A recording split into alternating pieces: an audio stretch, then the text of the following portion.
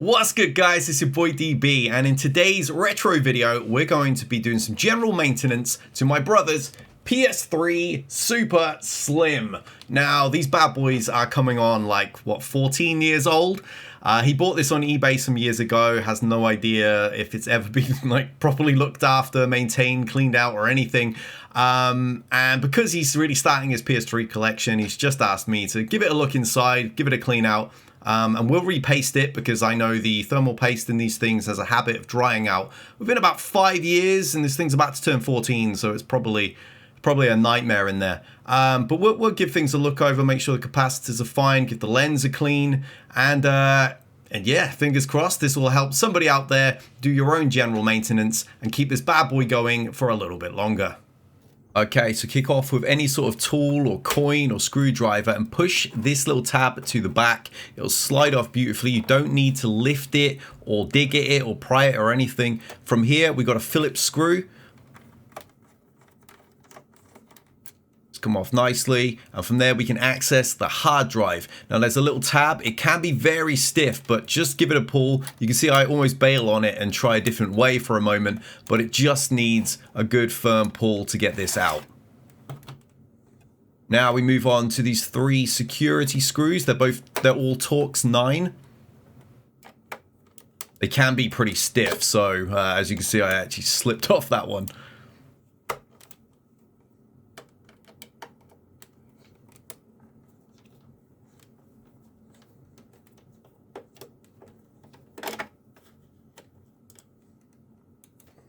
Okay, now here, just get any sort of flat screwdriver and pick off, there should be 3 feet. My brother's actually missing the one in the top right corner.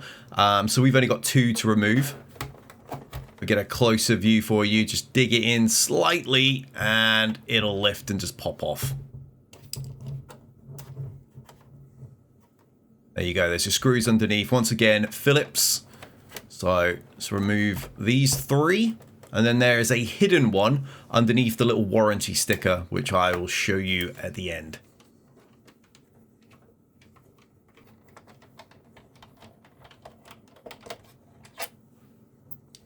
Okay, let's get this off. Helps if you've got longer nails. I've got a really short set, so there we go. There's the last one. So 1, 2, 3, and 4. And now the nightmare begins. This is the worst piece to remove and the worst piece to put back on. And will probably make up about 50% of your time and 100% of your swearing. So you're going to need any sort of little pry tool, and you're just going to move along and remove the tabs. There's about 5 or so on the bottom, and I think about 4 on the top. But 90% of the time, you'll get 1 or 2 out. And then the others will pop back in and you'll be here forever. It's a horrible, horrible task. Now, I've heard in some other guides that apparently you can kind of just ping a few of them off and slide it to the side and it comes off. I tried this relentlessly and had no luck whatsoever. So I don't know what tricks they know. Oh my god. Stupid design, bro. You can hear I'm rather unhappy during this little piece. It was even worse when I was putting this piece back on. I legit think it took me about 20 minutes. But eventually what I found was to pry off the left side and sort of get my fingers underneath it enough to hold it. And then start to work towards the center.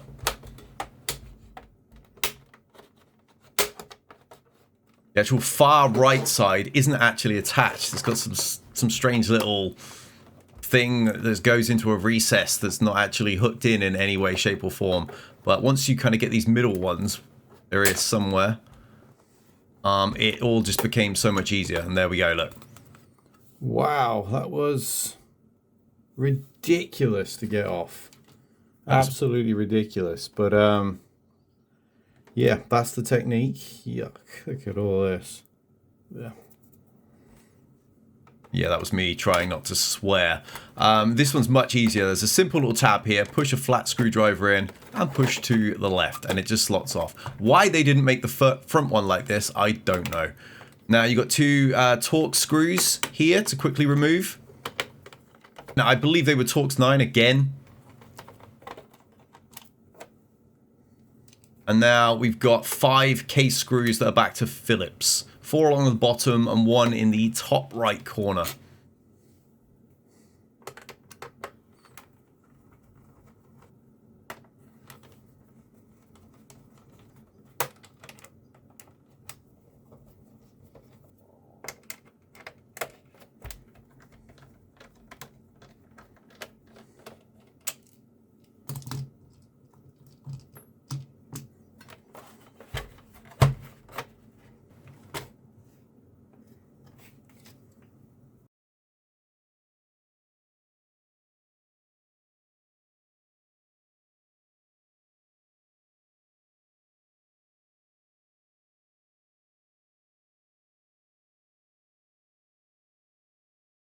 Okay, so we got the top part here, and this is a bit that is very, very easy for you to just wipe down with a damp sponge. There are a couple of mechanisms on the underside that you may need to deal with if there is an actual fault with them, like this one right here. This screw simply comes off, and then this little thing, as you can see, I can move it already. You can just lift that out, slide this one out, and then this mechanism, which is actually the little catch to the tray, can easily just be pulled out. But it doesn't really get dirty at all. So unless it's broken, you don't need to mess with it. That catch is quite visible on the other side just here. So unless you can see a huge amount of dirt in there that for whatever reason you can't remove, no point actually even messing with that one. And the same goes for this actual nightmare right here. This is the gear mechanism to the disk drive that gives it that pressurized pullback. And for this, if this is broken for whatever reason, if you've got some cogs that are chipped and it's not sliding properly, then you need to remove that screw there and that screw there. And then this little bracket will just pop off and everything will explode everywhere. So I highly recommend just leave it alone unless you have an actual problem with it. There's nothing in there to actually really clean. Worst case scenario, you've got a clump of dust in there. You can just pick it out with some tweezers. There's a lot of access, both top side and bottom side to it. There's no need to mess with this whatsoever. So just give it a dust out, a little hoover, whatever you want to do, and then wipe the top of the shell, and you're good. Okay, next step on these is we need to remove the laser compartment. You've got a little ribbon just here. If we can just give that a little wiggle and it pops out that simply. It's not a difficult one. This one, however, there's actually a little bit of prying that we need to do on the big blue one at the back there. So if I can just lift that and then we come around on this side and there's another little bit just here. I haven't really got much room to pry, annoyingly. I have to try and just sort of like lift my hand if I can get underneath it. There we go. Just sort of lifted it. And now we should be able to remove this ribbon nice and safely, like so. Now this is all within a housing, and as we lift it up, just trying to get a good handle of it somewhere, there's another little ribbon just at the back here, another safe one to just give a little wiggle, and out it comes. Don't pull it too hard. It's a very, very simple thing. Now, if this is incredibly dirty, there are other things you can do. Let me try and get a little bit better light on there for you. We got a little screw here where you can remove this little board here. There's a few other dismantling parts, but unless, once again, unless this is actually broken, this is not a step you need to do as general maintenance. All we're going to have to do there is give that a light blow out and get the dust out. There's no significant cleaning that's going to be needed doing in there, thankfully. So yeah, that's quite nice. Okay, next up we can remove the power switch. Little thing at the front here, very, very simple. Another one of these tiny, tiny ribbons, just comes straight out, and then this switch actually isn't even attached. So just gently grab the cable, the little ribbon thing, and the whole bit will just pop out very, very easily. And now next up we can see we got a screw down here, and we got one there, and then we got this little power plug, and this is going to allow us to remove the power supply. So let me just give that a bloody wiggle. There we go, out you come. Don't need to be too gentle with it. So, well, we got Phillips. Okay, where's my screwdriver? There it is. All over the place. All right, get that in there. Get my thumb under there, pull this one out. Yeah, there we go. Perfect. Right. Now, these actually have like a little adapter, I think it's somewhere around here, that's actually connected to the main board. So these do take a little bit of a wiggle. But yeah, let's get this out. Oh, it really is holding on this side.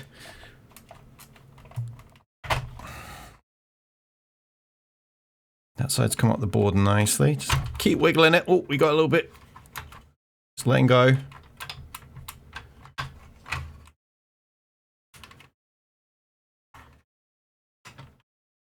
Get off there, cable. Right. It was actually this cable. I completely missed that. There's a couple of little hooks there with this cable on.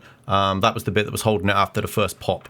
Right, so we can see inside. Now, again, this is another component that you can take apart. You got these little screws down here. There's a couple more. There's another one there. But this is... Oh my god, I can't even begin to describe how annoying these are to pry apart. You saw me have a bit of a headache earlier on with the little front plate. This is even worse, and in all honesty, you don't need to take this apart to give it a good clean. If you've got one of these, high pressure blowers, I use CompuCleaner Expert. If you've got one of these, you can very easily blow everything out of here through hitting the back vent and the front vent and give this a thorough clean without having the complete headache of trying to pry all these separate little clips off.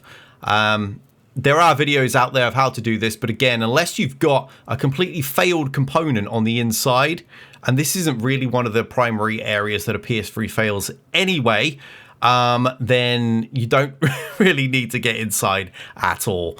In all honesty, if you do have a failed one, you can just pick up these units fairly easily and just plug it straight onto your board. So I really wouldn't recommend a full headache of fixing one of those yourself. This is more of a maintenance and clean down video, and repairing an entire power board on a PS3 is a more professional job.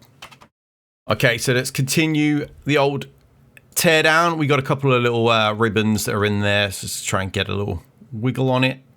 There you come. Right, that ribbon. Trying to remember what goes where. Same with this one that's part of the power supply. Try and get a hold of that. Get that out. And now we got a bunch more screws to separate and get the main board off of the back part of the PlayStation 3. Okay, so I've got my head on. So we got to get these black screws off. There's a few of them around the board. We'll find them as we go. There's another one down there. I can see another one down there. And then we got these two silver ones that we're going to want to take off as well. So I guess let's just get to it. One trouble with a magnetized screwdriver is you keep sticking to these metal shells that they use on these systems. Right, that one can go up there. Get this one out. Just spotted the other one up here.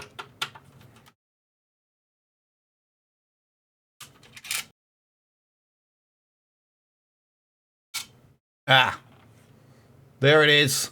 There was a hidden one. I was wondering why this thing wasn't coming out. That one's really well disguised in there. So if you're having a hard time finding the fifth black screw, it's because it's part of this plastic heat shield shroud. Let's pop that, and now you should be able to separate this whole thing. There we have it. It's all come off.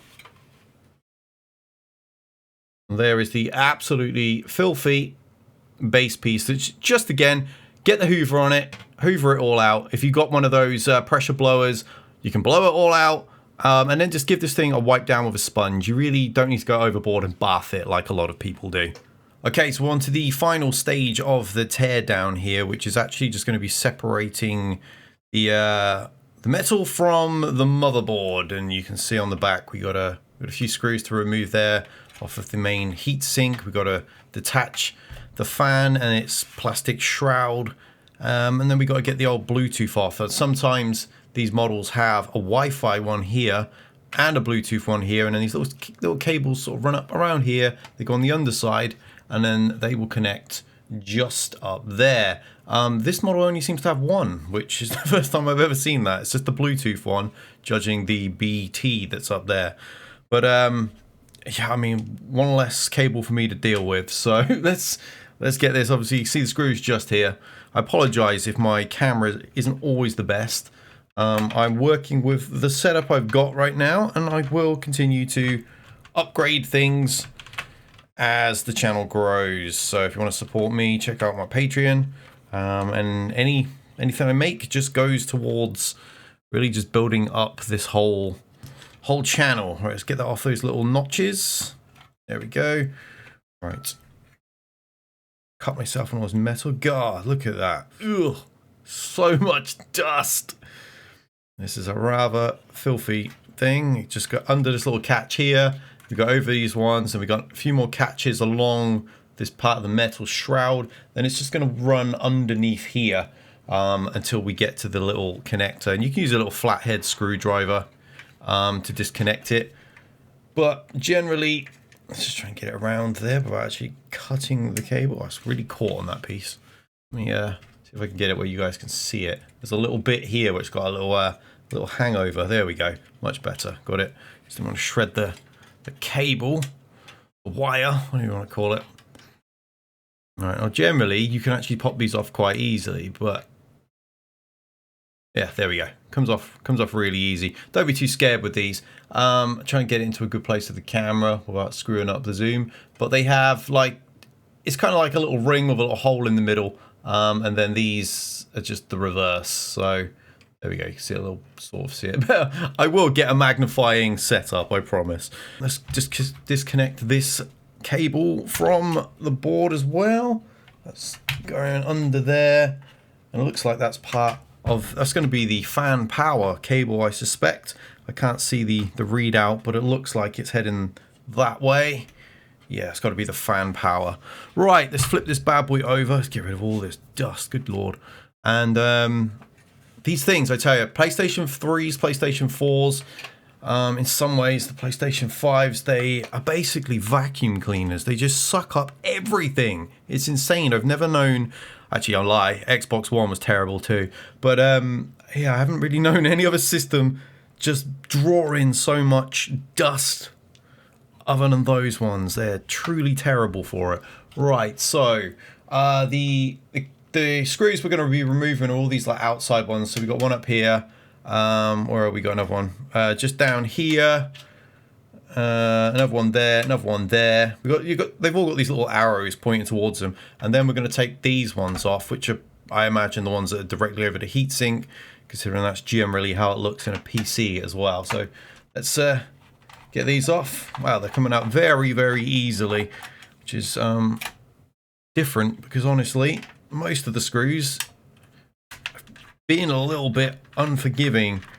Oh, just casually drop that, why not? To try and remember where I'm putting all these screws.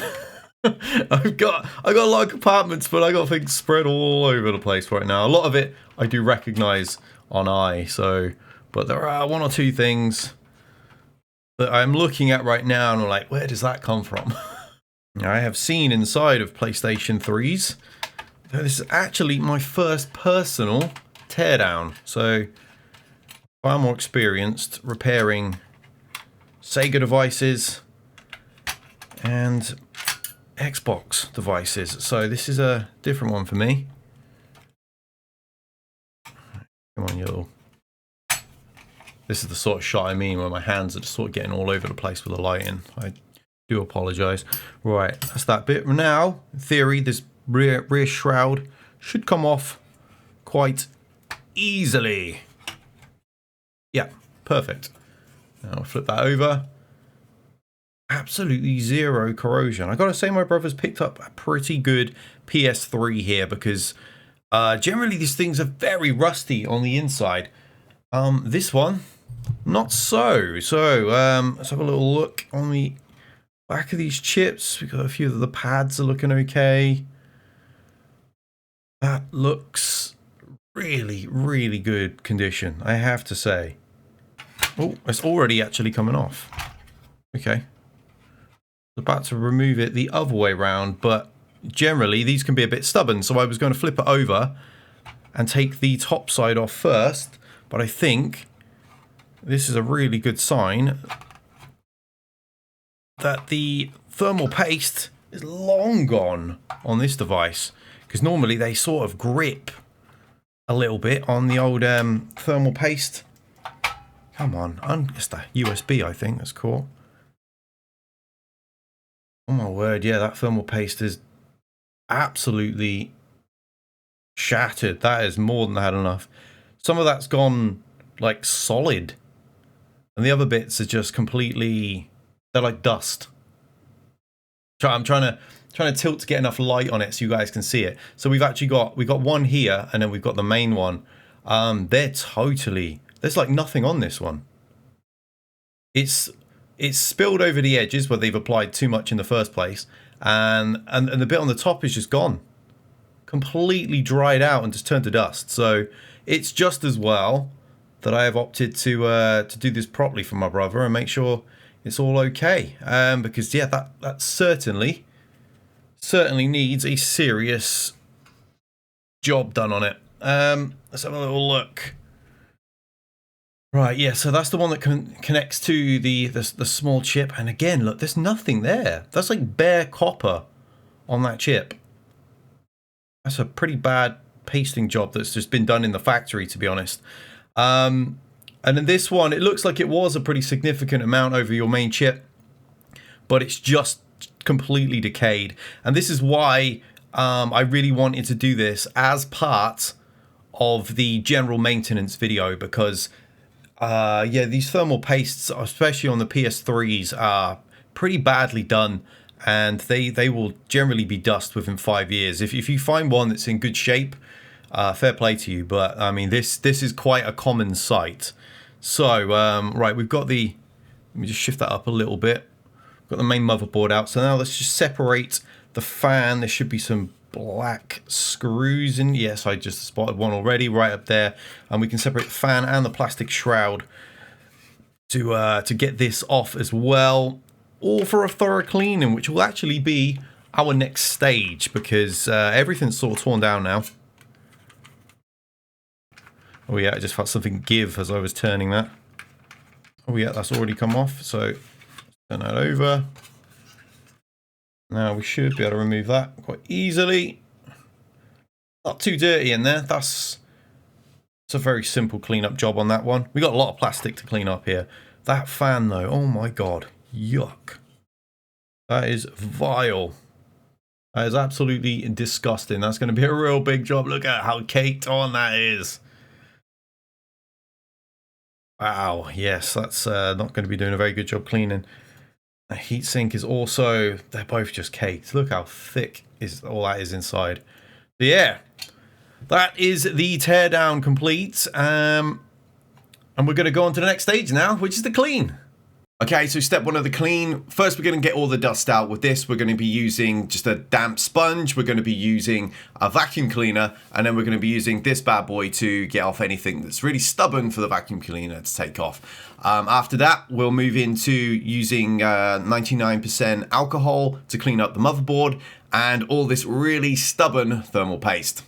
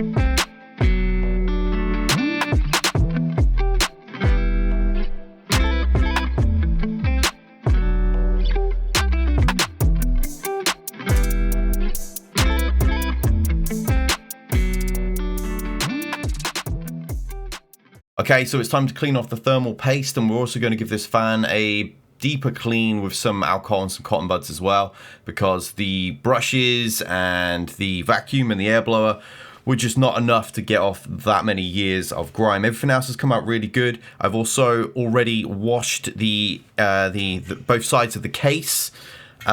Just give them a brief wipe down with a nice simple damp sponge, because if you go for a full bath on the things, then there ends up being lots of like nooks and crannies that are really difficult to dry, and it's just going to take you longer, quite frankly, and you're not going to have any better clean for it, unless obviously someone's spilt like a drink on the system or something. Then it's a little different. But for pure dust, just a simple wipe down will do the job, just to get out of those kind of that textured pattern on this slide tray of the Super Slim. Is just a little bit annoying for gathering dust compared to, for example, the original fat model, where you're more or less just dealing with fingerprints all the time. All right, so we've got pretty much all the paste off there. I'm just going to give it a wipe down with some alcohol. And there's basically nothing left on this heatsink, on this heat pipe, should I say. It's unreal. There's like nothing to even wipe off. We've caught that just in time. Well, if anything, that's been caught late. That probably should have been done years ago. But at least it's wiped down. Now we can just clean it properly. See, there's a tiny piece of dust that escaped my Hoover. No problem. At least that's done. Let's get a cotton bud, shall we?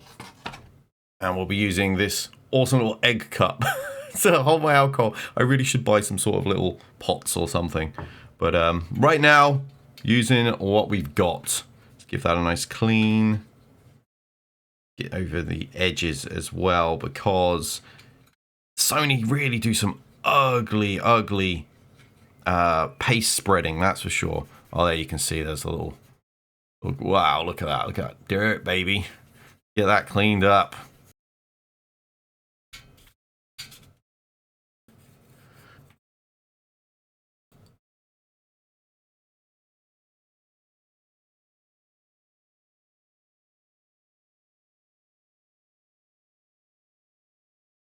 We just need to be a bit more gentle this time, because obviously this time we are actually dealing with the chips. So let's get all that dust off. Yuck.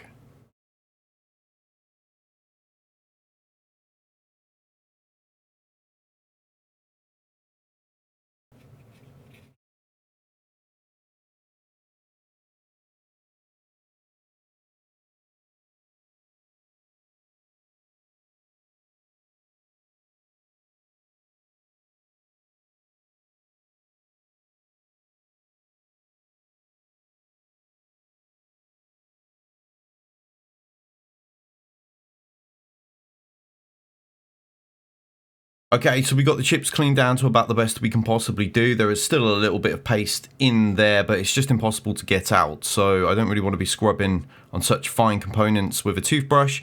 And that's just where they've just applied way too much on their initial application. But we're looking good. So next, we're just going to change this CR2032 battery here, because they have a lifespan of about 8 to 10 years. This console is already, what, 14? So it's probably best that we just pop that out, put a new one in, and then we can give this board a final cleanup and reassemble.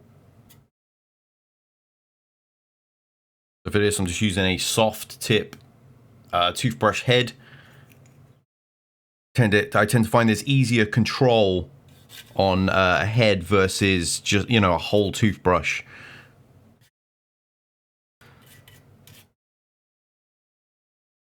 With 99% alcohol, you really don't have to panic about what you're going over. Look for signs of cracked solder, look for signs of corrosion, but I ain't seeing none of that here. It's in really good nick, which is fantastic. Generally, the capacitors on a Slim or a Super Slim are not really a problem anyhow. The capacitors are only really an issue on the fat one. They changed to the type that they were using, and they're much better on these two models. I think overall the Slim is probably the more tough, durable device, but the Super Slims are still excellent. So yes, give them a Just give them a clean over and you'll be good. Right, let's just check those USB ports because they are very dusty.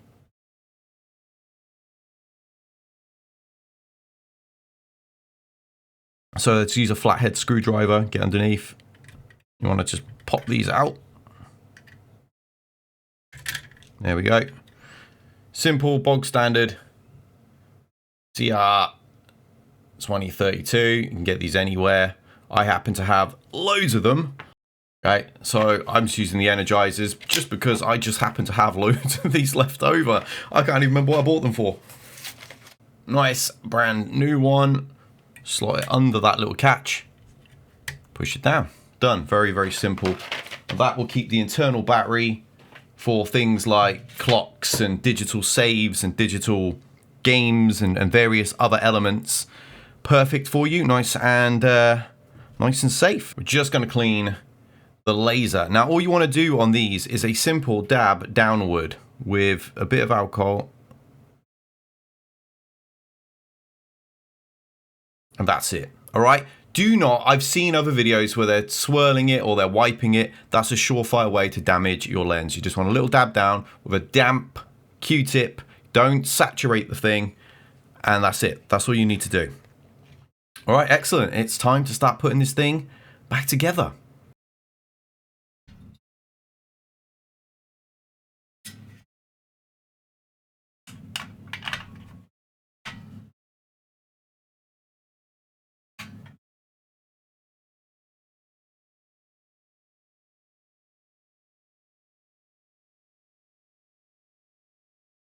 That bit's now nicely done.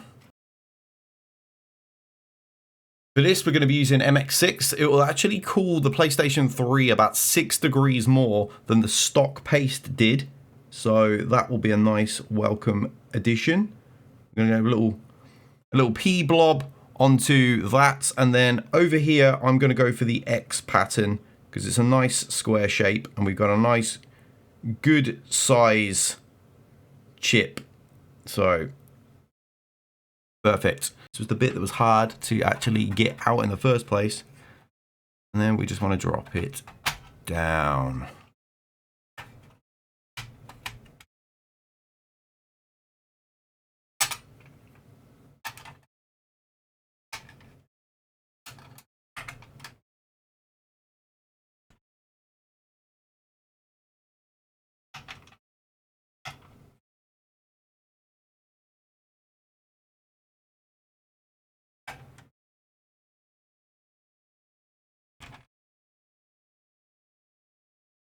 Very easy to find them. They're all marked with little arrows. There's this one, it's probably the hardest one to see, but he's up in that far corner. Okay, so now to reroute the wires correctly, this one is going to run under here. And then we need to run it under here. And then lastly over the top of that one and over the top of that one.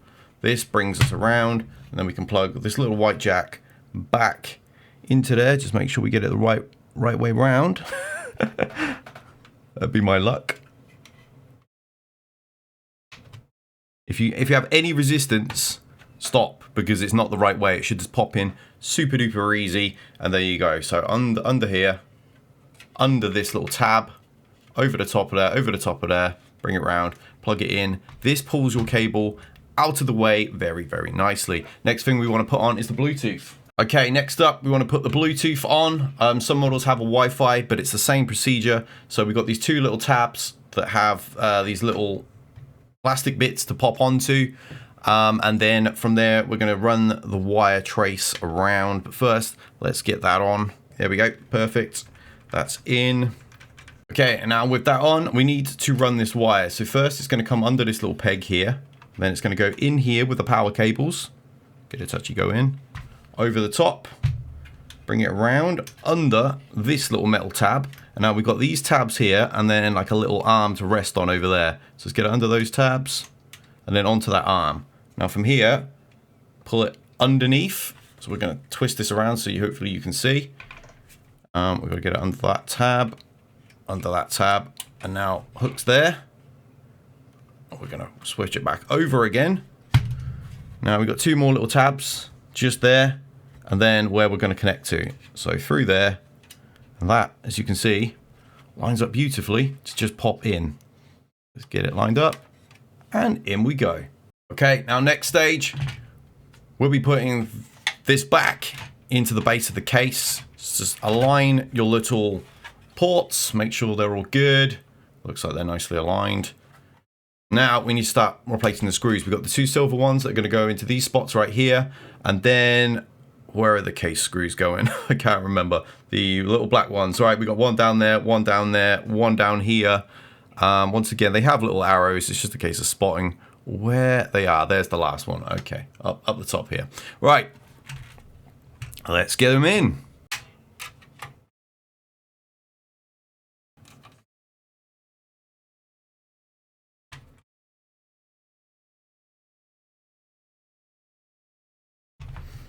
There we go. 1, 2, 3. 1, if I can get a good bit of light on it. 4. And then those two, the silver ones. 1, 2. Okay, next step, we're going to reattach the power switch. This is very simple. It just falls into place very nicely just there. And then this little blue ribbon is going in that little hole.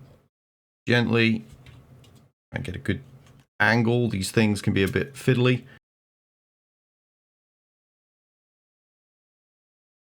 There we go, and it pops in.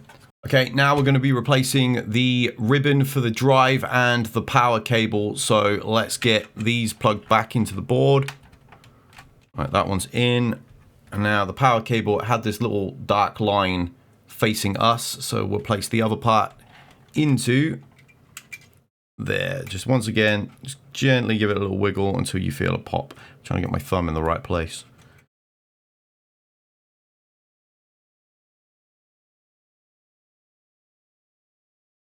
And there we go. It's gone in. Lovely. Let's get the power supply. This has these two little notches that need to align with these two little prongs right here. That's why there was some resistance when we removed it earlier on. But obviously, let's make sure all the cables and such are going to be out of the way. There is a little cable tab there, which I suspect that one's going to run under anyway. Right, let's get this in place.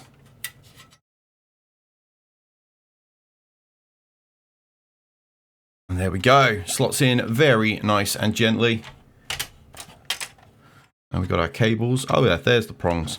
All right, so we can hook that behind there very nicely. Now this is ready for our disk drive. Okay, now we're going to want to plug this cable back into there. Now this can be very fiddly, especially if you have large hands, because there's really not a lot of wiggle room to do this with. So you're going to need to just figure it out. I'm afraid it's not an easy one. Maybe, no, not even if I really lift that is it going to be much easier, but maybe a little. Okay, we've got that ribbon in with a great deal of difficulty. I had to sort of lift this flap a little bit to and get my hand under and make sure I wasn't holding anything important, just to be able to get it aligned and then sort of give it a hard push on this firm piece of plastic just to make sure it's popped in. But it does now feel that it's thankfully popped in. But that was actually one of the toughest bits of this reassembly. That was a real headache to put back in, actually. Little cable in as well. Just in here. Only one way it can even go in. There won't be any problem plugging that one in. Okay, so I've got this ribbon in and I've realized I've forgotten a couple of screws for the power supply unit. So thankfully we haven't gone too far. Just very gently turn this around and I'll have to just do this a little bit more awkwardly because it's actually underneath here. And obviously, again, we don't want to damage the ribbons, but I got to get just there, look. Just to that one. Thank God I hadn't forgot it. All right, in we go. Line the little legs. And we got another one of them just here as well. So we need to get that one in too. There we go. Okay, we've got the screws in place. Now let's put the last of these little ribbon cables in. Just making sure that's all in perfect place, and it is. So these last cables, we got a little one just here, and then we got this one, the bigger one, which we'll do first. You got to remember, we have to lift those little slots back up. Try and get my fingers underneath them. There we go, perfect, they're open. Line the ribbon, and then we can push these two down while also making sure we keep hold of that. Give it a test, and it's in. Easily done. Right, keep the blue side this way, and we just got to slot into there. Sometimes these can be a bit fiddly because you can't really see, but there we go. It's gone in very easily. Okay, time to put the top piece back on. I've already given it a nice wipe down. It's all super duper clean. Make sure this piece is still in there. Make sure you've reassembled any of those if you have, for whatever reason, had to take them apart for a deeper clean. But for a general maintenance, it's not really a necessary thing. All we're going to really have to do at this stage is now realign these really annoying little bits. So I'll warn you ahead of time, this can be far more difficult to put back on than it was to take back off. The back will align very nicely, and the front can just be very unforgiving.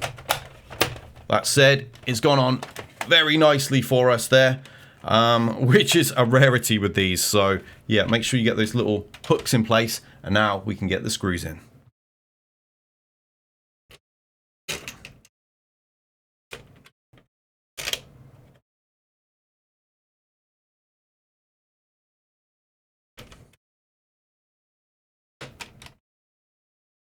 Yep, so if you've forgotten where those ones were, 1, 2, 3, 4, and 5. And now the T, are these T8 or T9? I can't remember. They're one of the two. I think they're T9. Okay, time to put the back panel on. This has got these little notches along the bottom side and then the slides that go along the top. Just line the notches up nicely with the back first. Otherwise, you'll be there all bloody day. So just line them up nicely first, and then pop it in place. Let's move that along.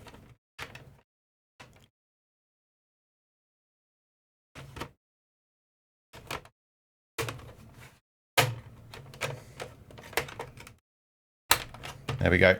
Popped it in, turn it to the right, make sure your disk drive slides. Okay, now this bit I'm having to record in post because it took me about 20 minutes and there was a fair bit of temper tantrum going on. It's a horrible, horrible job doing this front bit. There's those little notches at the top there, and you're supposed to somehow blindly place the little tabs back in and then slide it to the right according to any guides that I've come across, but that does not seem to be the case because the right has this little like notch in, so it feels like you should probably slide more to the left. But yeah, really this was a total nightmare for me to actually put in, and there was just a whole bunch of trial and error. I tried to the left, I tried to the right. I tried to put the bottom bits in first because there's about 5 little micro tabs that are only about 1 millimeter or so big on the bottom. I tried to hook those ones on first before the top. Then I tried to do the top ones before the bottom ones. And yeah, this was even worse than getting it off, to be honest. Getting it off was a headache. Getting it on was just something else. Like, you'll end up getting like 1 or 2 of the tabs in, and the others will not go in whatsoever. But then you've got that same nightmare that we had at the start of trying to get those tabs back off again so you can realign things and give it another go. So, I mean, what we can see here is there are these little tabs, these little holes, and then there's like a slot to the right of it. So theoretically, it should work that way. But for the life of me, I could not get this thing to behave. And yeah, a quick search on Google will reveal that the vast majority of people have this very same problem, and the few YouTube videos out there which totally gloss over this are doing everybody a disservice by making it look incredibly easy. And they all, by the way, they just had this sudden cut where it's on. So clearly they've had hell with it too, and have not enjoyed this part. But eventually, with a little bit of wiggling around here, there will be one or two little snaps, and then everything just starts to work and come together. Like I managed to get the middle snap in, then I start getting the left snaps in, yeah, finally it was just all happening as I start ironing across here, and hearing them all snap and click into place. So yeah, it was quite a relief. It really was to get it done. The very bottom left, there's a slight lift, and I think that's because one of the micro caps had broken in the original pry. But yeah, now we go straight back to getting the security Torx 9 screws in. There's 3 of these. One over the left, one at the bottom here. Now we're able to move back to getting the hard drive in. So very simple, just slots in. Shouldn't be any resistance whatsoever. Now get the old blue Phillips screw in. It's in nice and easy, just go until it's nice and snug. And now this little thing, it just goes on in the reverse. You can see it says front there on the right, so flip it over, start at the back, and then slide to the left. Goes in very, very easily. Should be no resistance to this whatsoever. As you can see, that's the way we took it off, by putting a pry bar and moving it to the right. It just goes on in the reverse. So next up, we got to put the feet screws back in. Remember, there are 4 of these. Flip it around so you guys can actually see it. And just pop them all back in. They're long screws. This can take a second, but make sure they're in nice and snug. There we go. Now put the feet back in. Obviously my brother only has 2, so I went for the corners this time, so it's not wobbly. And there we have it.